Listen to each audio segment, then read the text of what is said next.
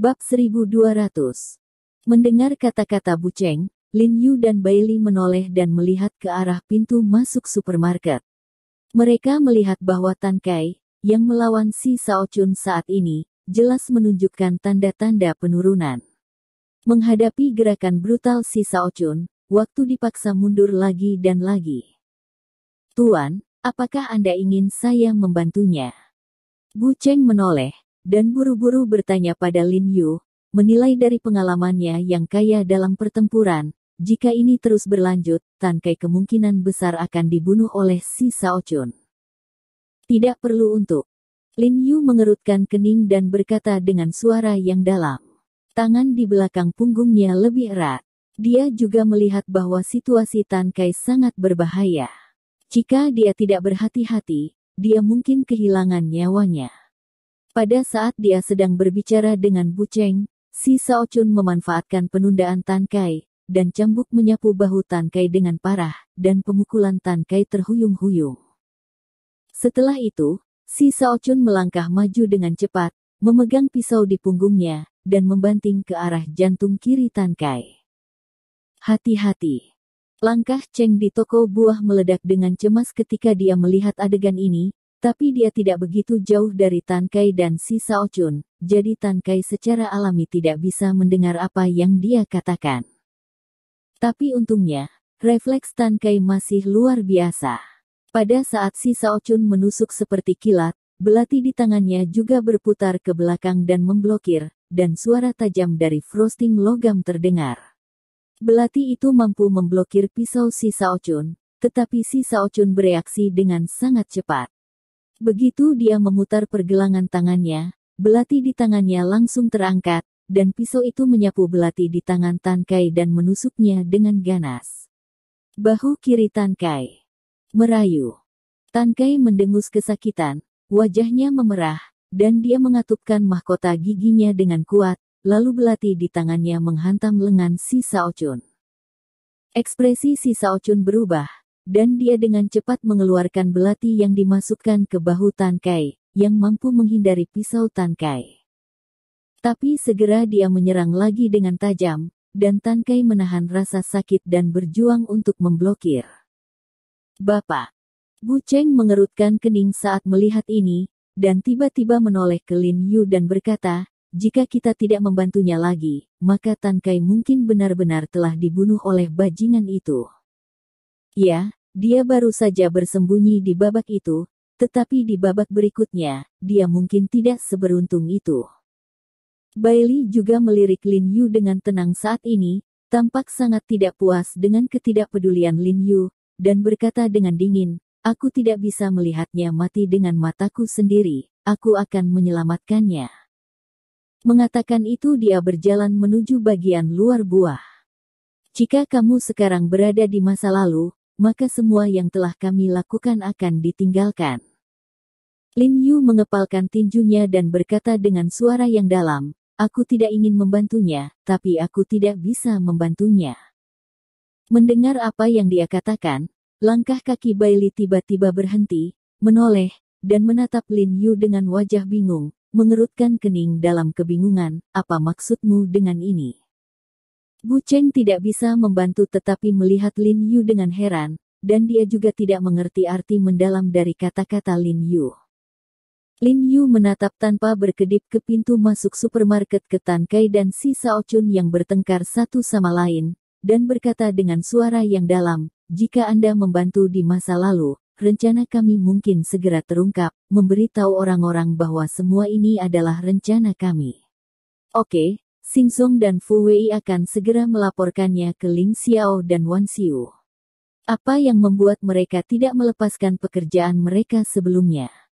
Tapi Xing Zong dan Fu Wei sudah pergi. Bu Cheng berkata dengan tergesa-gesa, "Mereka seharusnya sudah kehabisan 3 atau 4 jalan sekarang." "Ya, mereka semua kabur, apa mereka masih tahu kentut?" Bailey juga mengerutkan kening dan bertanya dengan suara yang dalam. "Meskipun mereka kabur, bagaimana dengan mata Ling Xiao di pesawat militer?" Lin Yu menoleh dan melirik Bailey dan Bu Cheng. Mendengar kata-kata Lin Yu, Ekspresi Bailey dan Bucheng tiba-tiba menyadari, ya, meskipun Xing Zong dan Fu Wei kabur, personel militer akan tahu jika mereka pergi membantu Tan saat ini. Kai, tidak dapat dipungkiri bahwa orang-orang akan membuat lebih banyak asosiasi ketika waktunya tiba. Orang-orang yang melihat pesawat militer itu pasti akan memberitahu Xing Zong dan Fu Wei. Xing Zong dan Fu Wei secara alami akan memberitahu Ling Xiao dan Wan Xiu. Tapi Anda tidak perlu terlalu khawatir.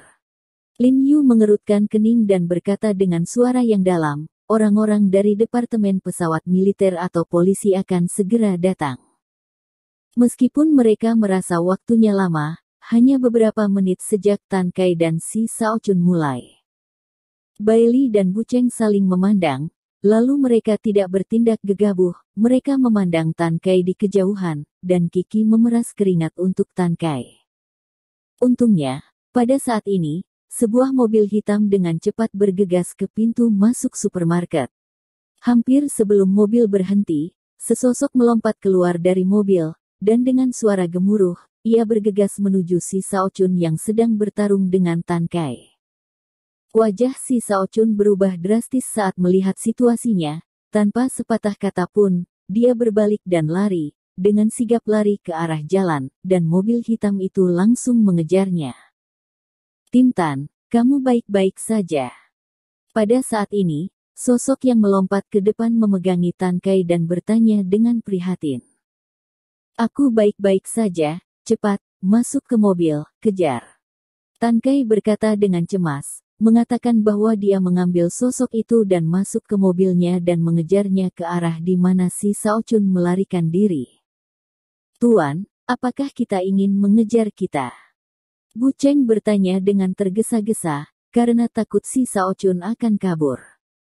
Tidak, karena Departemen Pesawat Militer telah menemukannya, dia tidak bisa melarikan diri sama sekali, dan dia akan segera ditangkap.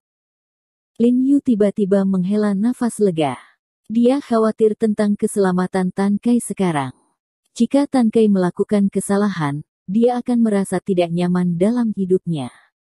Bagaimanapun, dia meminta Tan Kai untuk datang dan membantu. Untungnya, dia akhirnya terkejut. Tanpa resiko. Apa yang harus kita lakukan selanjutnya? Bucheng menoleh dan bertanya. Lin Yu mengerutkan kening dan berpikir sejenak, lalu berkata, ayo pergi ke Cheng Ken dan tunggu. Aku memberitahu Tan Kai bahwa ketika seseorang tertangkap, biarkan dia membawanya ke Cheng Ken malam ini. Bagaimanapun, saya harus menemukan cara untuk membongkar mulut anak ini dan menarik para gangster dengan pesawat militer. Ya, kebencian anak keempat harus dibalas. Bucheng juga mengangguk dengan penuh semangat, berpikir bahwa dia akan segera dapat membalas dendam kepada Zhu Laozi, dan dia merasa bersemangat. Kemudian Lin Yu, Bucheng, dan Bailey pergi ke biro kota tanpa penundaan. Sekitar 20 menit kemudian, tepat ketika mereka akan tiba di biro kota, Tan Kai tiba-tiba memanggil Lin Yu, Kapten He, kami telah menangkapnya. Bagus. Lin Yu sangat gembira ketika dia mendengar suara itu, dan buru-buru berkata, kami kebetulan berada di biro kota, jadi segera bawa dia ke sini. Aku khawatir kita tidak bisa. Tan Kai berkata dengan nada lemah di ujung telepon.